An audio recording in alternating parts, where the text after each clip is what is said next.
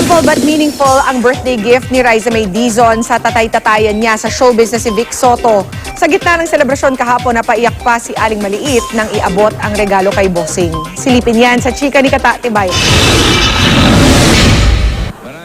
Espesyal na naging celebration ng Itbulaga Dapper Cat sa 60th birthday ng the one and only Bossing Vic Soto kahapon. Talaga namang marami nagmamahal kay Bossing, kabilang na si Aling Maliit, na naging emotional pa nang inabot ang kanyang surprise gift kay Bossing. Binigyan ko po siya ng best daddy, best TV host, best bossing, best comedian, best actor.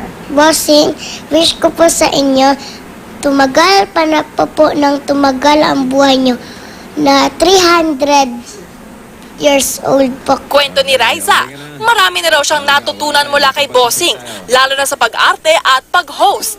Dahil na rin daw kay Bossing at mga Dapper Cats, hindi inaasahan ni Riza na makakarating siya sa Toronto, Canada. Makakahawak ng snow, mabibighani sa Niagara Falls at makikisaya sa libo-libong fans sa ibang bansa.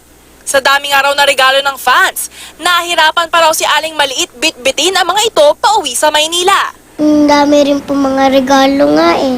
Talaga? Opo. Salamat po sa mga taga-Canada. Chocolate, laruan po, isang maliit po. Katatibayan, updated sa showbiz happenings.